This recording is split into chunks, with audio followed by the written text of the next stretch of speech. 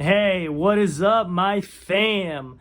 Thank you for tuning in back into my channel. It is Friday. My name is Buddy Steele, and you are tuned into Plug Talk. So, I'm sorry my hand's a little shaky. I don't have it on the tripod. I was a little bit rushed this time around to get my video out. I was struggling up until, earlier today on what video I was going to do. I have two other videos that are queued up. I've been working on them for a little bit now. I was hoping at least one of them was going to be ready to use today. Unfortunately, neither are. They're both two very different things, to kind of satisfy two different creative outlets I have. But, in due time. So, I thought since I have 20 videos out now, this will be my 21st, and I've been doing this for about a month and a half. I want to do a little recap on why I started my YouTube channel in the first place. Why am I doing this? What's my motivation? And what have I learned in my short time of doing this? If I can help anyone get some feedback and help them along the way, I would love to do so. All right, guys. So before we get started, if you could please hit that like button, subscribe to my channel. I do post content every Monday, Wednesday, and Friday. Guys, it is time to plug in. Let's get it.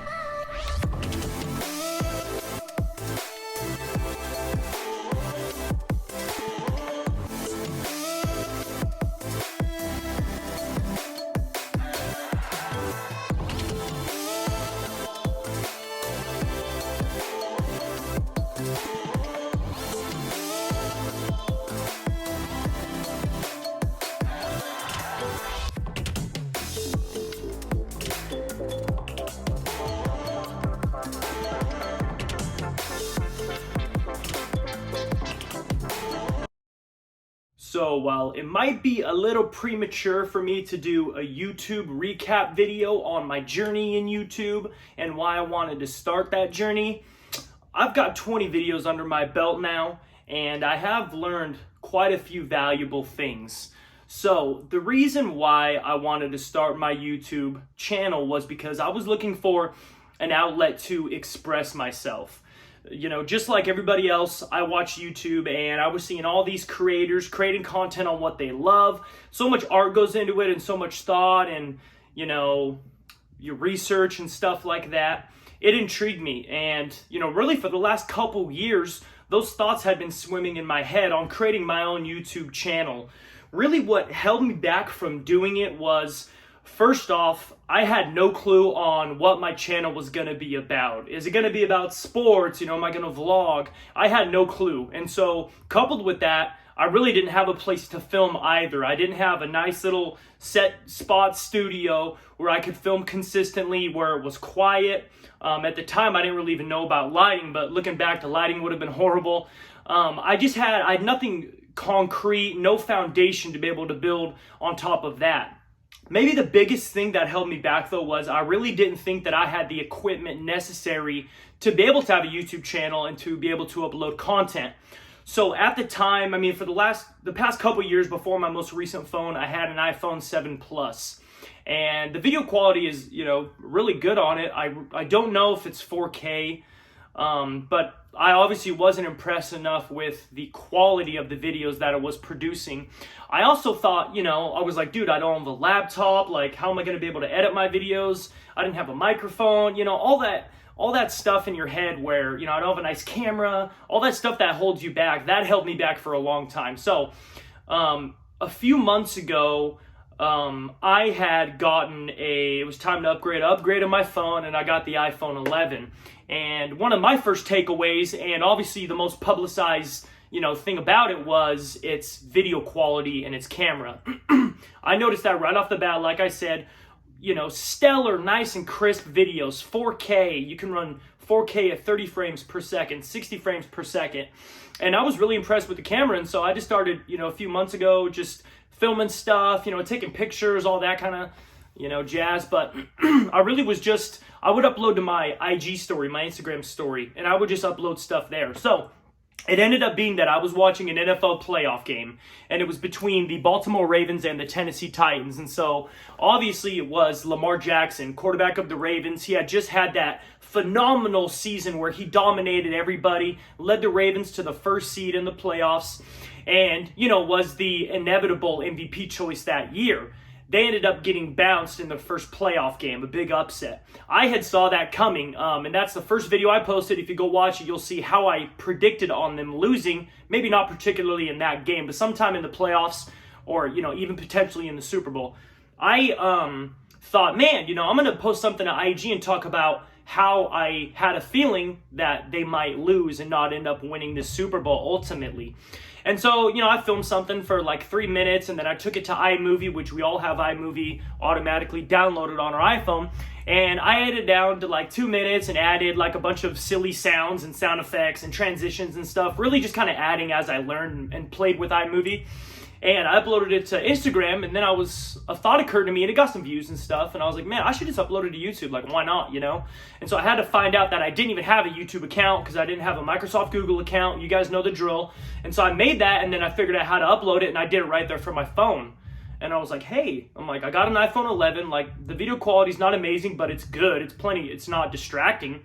I could do this, And so I posted that first one, and, it got views and stuff like that. And I'm like, all right, man, like, let's post another one. So obviously, maybe like 4 or 5 days later, I posted the video on Tom Brady and where he's going to end up for the NFL season of 2020. And that one, I took what I learned from the first video from watching that. I made sure the lighting was better. I framed it out better. I did more research and kind of blocked out how my video was going to run and the content. And I did that.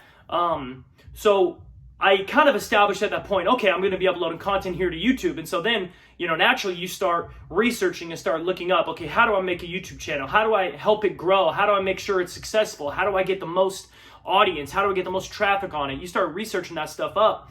And very quickly you learn, in YouTube specifically, but this applies in all different types of disciplines, that it's most optimal if you stick to one category, if you stick to one topic, or subject, like sports perhaps. That is your best way, because obviously the audience that you garner is going to be interested, and they're going to be appealed to the content that you're creating, and every video you're creating they're going to be interested in. They're more likely to subscribe because they know the content that's coming is going to be something that interests them, versus just posting all over the place about random stuff. One day it's about sports, one day you're vlogging, then you're posting about music, because not every video is going to appeal to that particular viewer, so they're less likely to subscribe if only 1 in 5 videos that you put up they actually feel compelled to watch. And so obviously I was encouraged to make just sports videos, and obviously I'm very passionate about NFL football, so that was cool. But I was kind of bummed out about hearing about that fact. I'm like, dude, I'm kind of an eclectic guy. I've always been into all different, I'm into everything, so I don't want to just post sports. I want to post whatever I want. And that was a big pivotal turning point in my mediocre YouTube career, is when I made that conscious decision that, hey, my channel might grow a little bit slower. I might not get as dedicated of a fan base. I might not get as many subscribers if I'm kind of all over the place. But, to find success in YouTube and get to the point where you're monetizing and making money, it's a long grind. If it ever happens, typically it can take years. You are much more likely to be able to wait out that long duration to be able to make it to that point if you love what you're doing, if you're passionate about it. And I foresaw myself getting bored with just talking about NFL football, and I thought that's really, really limiting to my potential audience, if I could appeal maybe to a larger mass. I made that conscious decision to post on whatever I could, whatever I found interesting at that time. And that's what I've done. And I'm happy that I did that. That's one of the things I'm most proud of when you look back on just this month and a half that I've been doing YouTube. You look at my 20 videos, man, and I have painted all different corners creatively. I've been all over the place. Obviously I've done plenty of sports, which make me happy. I've done a vlog with my nephew Vinny. I've talked about movies, which I love, with the Oscar recap and the 10 movies I would choose on a deserted island. I got a little more personal when I talked about my religious preference. I interviewed my roommate who was homeless for 5 years. It goes on and on, I talked about goal setting. I got to dive into history about Theodore Roosevelt. That just ignited me so much, being able to be creative in whatever I want, whatever is appealing to me in that moment. I've always been naturally a creative person. You know, I love to write, I love to research, I love to build and create and draw and design, all that kind of stuff. I love that. It's very hard to like write or draw or something if you really don't, if there's no motivation, there's no purpose, there's no reward or anything. Now, you know, Monday, Wednesday, Friday, man, you know, all week I'm sitting here trying to figure out what's coming next. And when I'm researching someone like Teddy Roosevelt, there's a purpose there. And I actually know that I'm going to build something and people are going to actually see it. I'm not just writing in my journal and, you know, it's just for me. So that is very rewarding and gratifying. So the things that I have learned, I narrowed it down to 3 main points of what I've learned so far in my short YouTube career.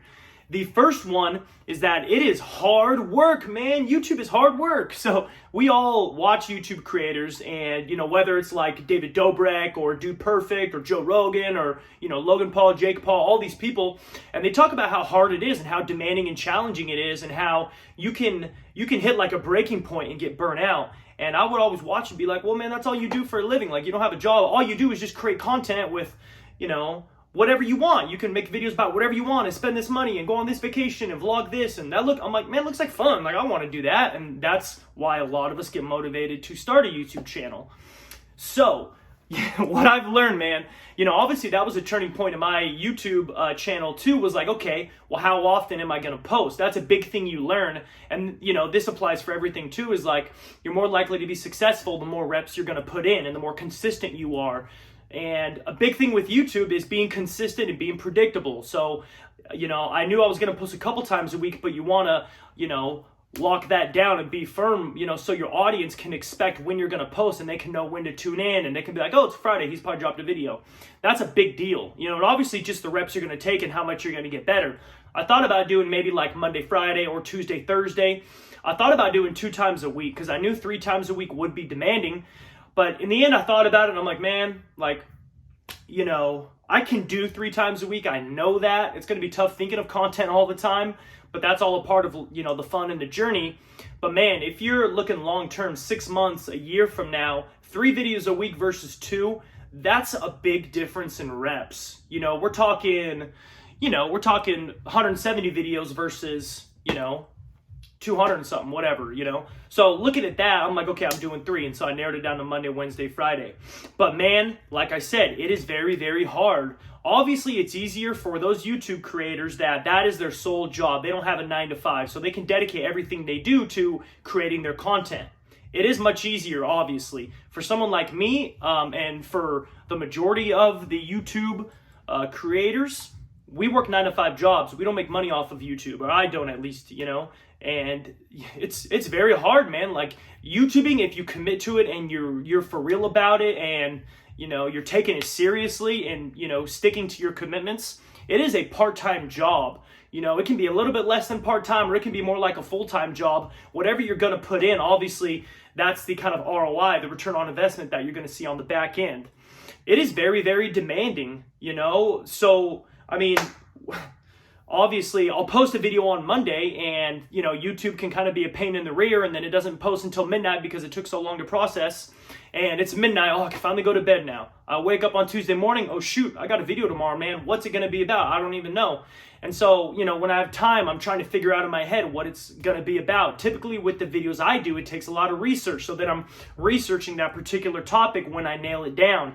That takes some time. And then I'm writing it and blocking it on my bullet points and how I'm going to talk about it and, you know, unpack my subject. That takes a while. Hopefully within that off day, I want to be able to film it as well, just so I'm not rushing on, you know, the due date.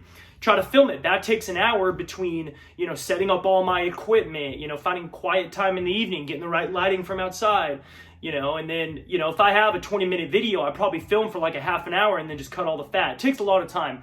And then editing it, that takes a couple hours as well, you know, and, you know, depending on how cool of transitions in and effects and, you know, video clips and all that stuff, that just determines how long you're going to take. And, you know, you can be rushed like that where you're trying to get it out in time and then your product is going to suffer. You know, that's something that I have challenges with quite often. So it is very demanding. It really is a commitment. You know, I don't feel like filming every time I'm doing this, you know, but I made a commitment and I have a goal and I'm going to stick to it. and in the long run, I do have fun with it. Like I said, it gives me that creative outlet.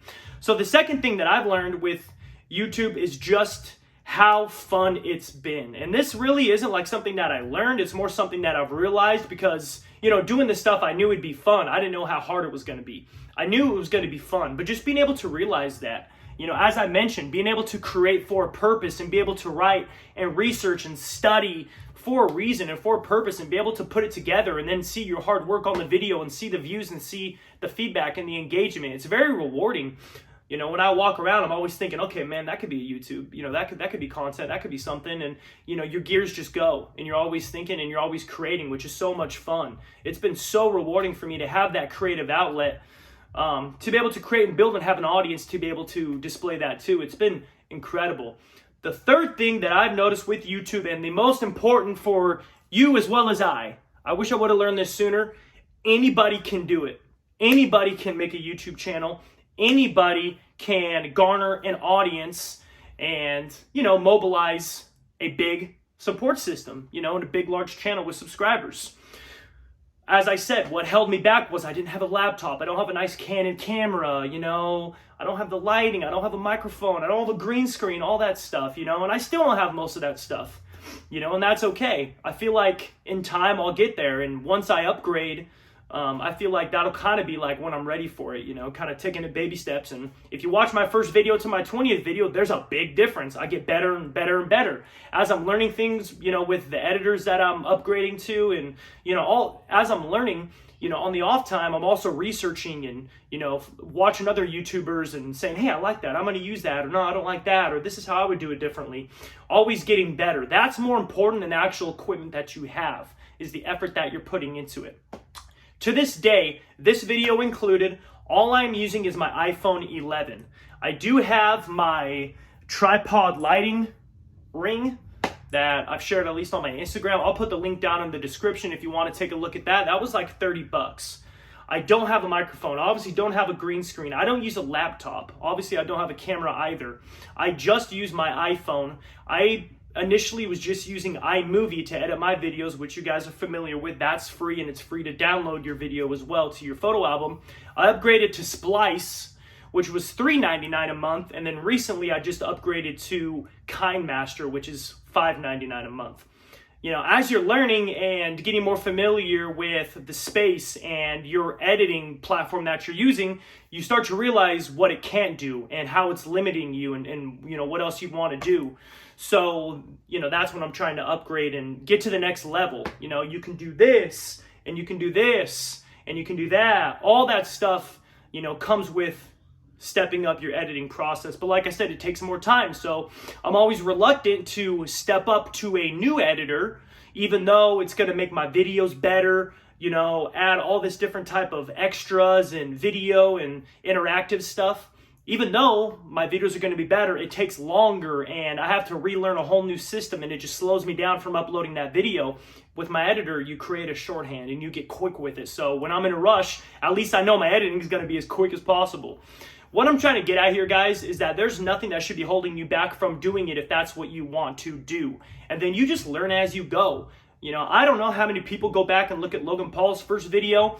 Some people do. I have, just because I'm a creator, but not that many people do. No one holds it against him that his first 10 videos were horrible, You got to learn. The best way to learn is just by doing.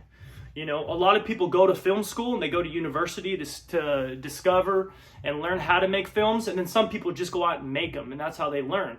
And YouTube gives you an opportunity to do that. You can just start making them. You can do it all from your iPhone or smartphone.